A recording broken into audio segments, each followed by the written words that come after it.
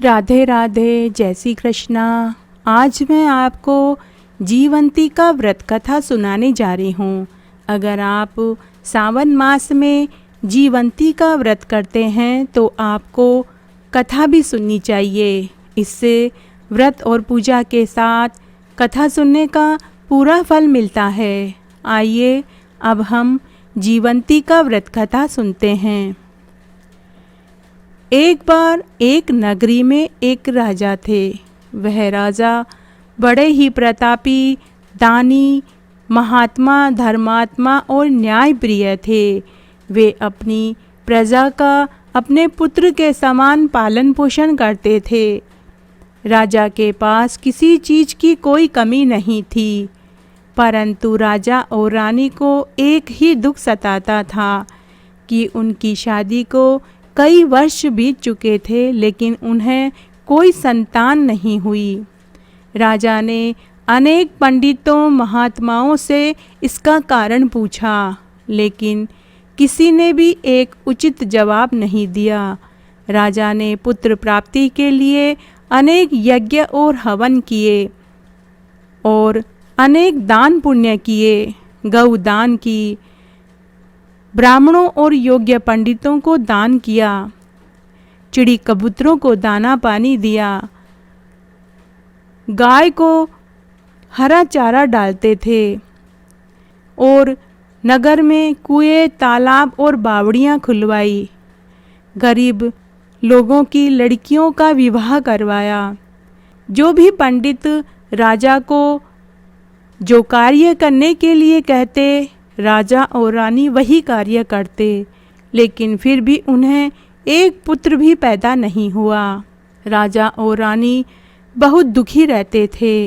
रानी की एक दासी थी जो रानी के मुंह लगी हुई थी। दासी को रानी की पीड़ा देखी नहीं गई। तब दासी ने रानी से कहा कि हे रानी माँ, मैं अगर आपसे कुछ कहूँ तो आप बुरा नहीं मानना। मेरी नज़र में एक ऐसी दाई है जो दूसरों का बच्चा लाकर बेचती है।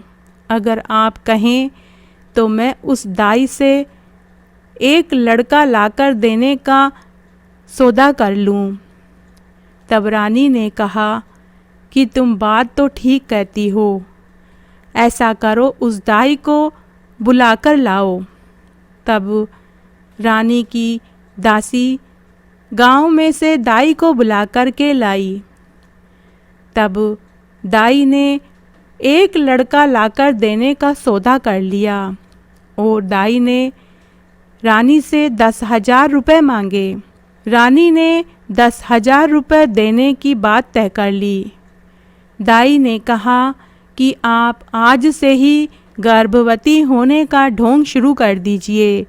मैं 9वें महीने में आपको एक पुत्र लाकर दे दूंगी। 9वां महीना चल रहा था। तब एक रात्रि को वह दाई चुपचाप आई और दासी को नवजात शिशु पकड़ाकर चली गई। दासी उस नवजात बच्चे को चुपचाप महारानी के कक्ष में जाकर दे देती है। उस रात्रि को राजा शिकार खेलने वन को गए हुए थे। राजा महल में नहीं थे। रानी ने अपनी दासी से कहा कि महल में लड़का होने की खुशखबरी सुना दो। दासी ने महल में ये खबर फैला दी। अब यह खबर महल में ही नहीं पूरे नगर में फैल गई। पूरे नगर में राजकुंवर होने की खुशियां मनाई गई। वह दाई जो बच्चा लेकर आई थी, वह बच्चा एक सुनार की पत्नी का था। उधर महल में राजकुंवर बिना दूध के बीमार पड़ रहा था। तब रानी ने दासी से यह बात कही कि राजकुंवर को दूध कौन पिलाएगा, क्योंकि राजकुंवर ऊपर का दूध नहीं ले रहे हैं। तब दासी ने यह बात दाई से कही। तब दाई ने यह बच्चा जिस औरत से खरीदा था, वह औरत एक सुनार की पत्नी थी। तब दाई ने सुनार की पत्नी से कहा कि तुम्हारा बच्चा जो राजमहल में पहुंच गया है वह दूध नहीं पी रहा है, इसलिए तुम मेरे साथ महल में चलो और बच्चे को दूध पिलाओ। फिर एक दिन दाई उस सुनार की पत्नी को लेकर महल में पहुंची और महारानी से कहा कि महारानी जी, यही वो औरत है जिसका बच्चा मैंने आप तक पहुंचाया है। अब यह आपकी मालिश करने के बहाने रोज़ महल में आएगी और बच्चे को दूध पिला दिया करेगी। इस तरह सुनार की पत्नी महारानी के मालिश के बहाने महल में आती और राजकुंवर को दूध पिलाती और वह महारानी की विश्वास पात्र भी हो गई।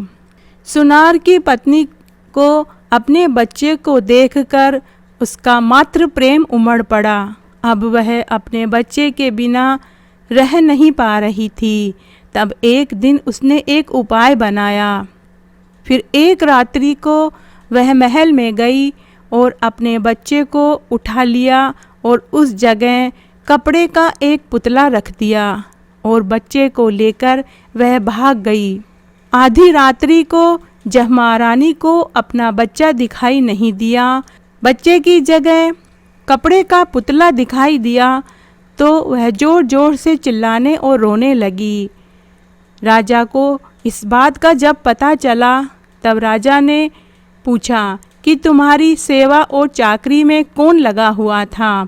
तब रानी ने कहा कि एक सुनार की पत्नी लगी हुई थी, वही रोज मेरे यहाँ मालिश करने आती थी। राजा ने सुनार की पत्नी को पकड़कर लाने का सैनिकों को हुक्म दिया। जब सुनार की पत्नी महल में आई तब राजा ने उससे कहा कि मैं तेरा न्याय सबके सामने करूं या एकांत में।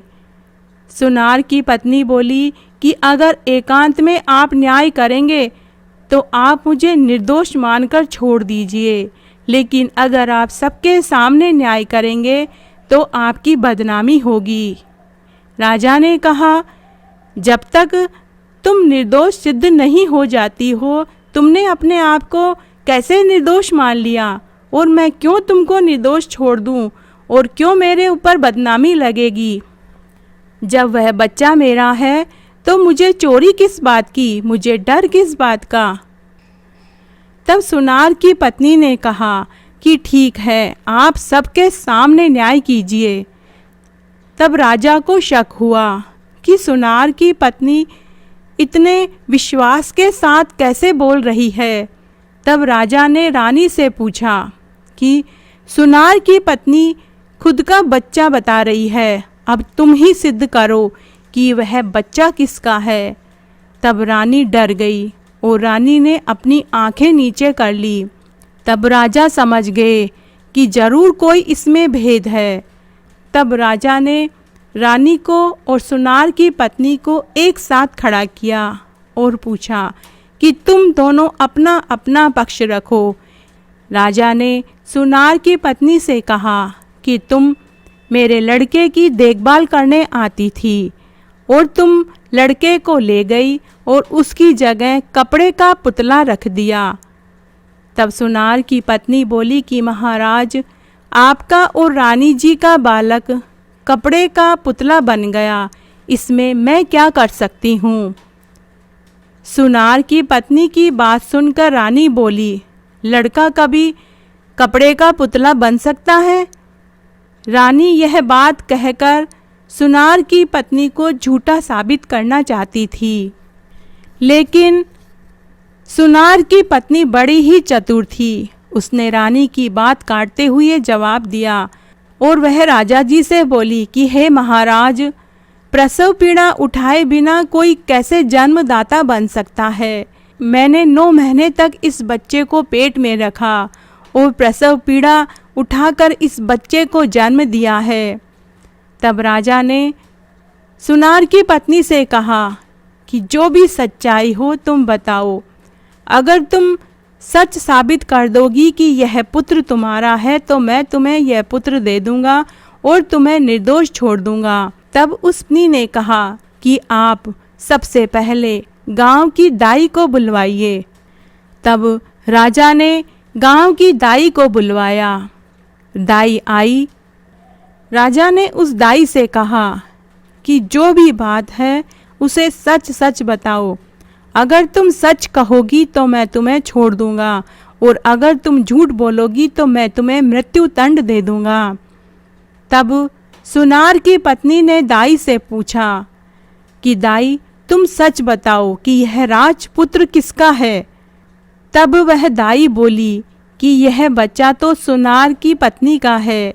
मुझे महारानी जी ने 10,000 रुपये दिए थे, उसमें से 5,000 रुपये मैंने रखे और 5,000 रुपये मैंने इस सुनार की पत्नी को देकर बच्चा खरीदा था, और फिर इस बच्चे को लाकर मैंने रानी माँ को दिया था। राजा की आंखें फटी की फटी रह गई। राजा ने रानी की तरफ देखते हुए कहा कि तुमने 10,000 रुपये देकर बच्चे को एक माँ से अलग करने का पाप किया। रानी माँ कुछ नहीं बोल पाई और वह जोर जोर से रोने लगी। तब राजा ने कहा कि अब मुझे कुछ नहीं कहना है, सारा सच सामने आ चुका है। यह बच्चा राजपुत्र नहीं है, यह एक सुनार की पत्नी का बच्चा है। अतः उन्होंने कहा कि तुम इस बच्चे को ले जा सकती हो, मैं तुम्हें निर्दोष ठहराता हूँ। रानी जोर जोर से रोने लगी। रानी का दुख देखकर सुनार की पत्नी ने रानी से कहा कि हे रानी माँ, आपका दुख मैं समझ सकती हूँ। मुझे भी शादी के कई वर्षों तक बच्चा पैदा नहीं हुआ। जब मैंने माता जीवंतिका का व्रत किया तो यह पुत्र मुझे प्राप्त हुआ है। इसलिए हे रानी माँ, आप भी जीवंतिका माता जी का व्रत करें। आप भी जरूर माँ बनेंगी, आपको भी जरूर पुत्र पैदा होगा। तब रानी माँ ने जीवंतिका व्रत की पूरी विधि पूछी और पूछा कि यह व्रत कब करना चाहिए और इसका विधि क्या है वो मुझे बताओ। तब सुनार की पत्नी ने कहा कि यह व्रत श्रावण मास के पहले या दूसरे शुक्रवार से करते हैं। इस व्रत में पीली वस्तुओं को छूना, पीला वस्त्र पहनना, पीला भोजन करना वर्जित है। इस व्रत में पीले बर्तन और सोने के आभूषण छूना भी वर्जित है। इस व्रत को करने से एक दिन पहले ही सभी सोने के आभूषण उतार दें और पीले बर्तनों को हाथ न लगावें। व्रत वाले दिन सुबह ब्रह्म मुहूर्त में उठकर स्नान आदि करने के पश्चात साफ स्वच्छ वस्त्र धारण करें और पूजा करें। पूजा में आटे का 5 मुखी दीपक जलावें और यह दीपक घी का जलावें। कुमकुम, चावल, फूल रखें और जीवंतिका माता की पूजा करें, कहानी सुने और उस दिन ब्रह्मचर्य का पालन करें। हे रानी माँ, मुझे माफ़ कर दीजिए। एक माँ होने के नाते मैंने अपने बच्चे को बेचा, यह पाप मुझे भी लगा है। मैं अपने बच्चे को देखकर अपना मातृ प्रेम नहीं रोक पाई। आप चिंता मत कीजिए, आपको भी जरूर बेटा होगा। फिर इसके बाद जब सावन का महीना आया तो रानी माँ ने सावन के पहले शुक्रवार से ही जीवंतिका माता का व्रत शुरू कर दिया और पूरे विधि विधान से किया, जिससे थोड़े समय के पश्चात ही रानी गर्भवती हुई और 9वें महीने में उसे एक तेजस्वी सुंदर पुत्र पैदा हुआ। जय हो जीवंतिका माता की। हे माँ, सबके ऊपर कृपा करना, कहानी कहने वाले, सुनने वाले और हुक्कारा भरने वाले के ऊपर। धन्यवाद।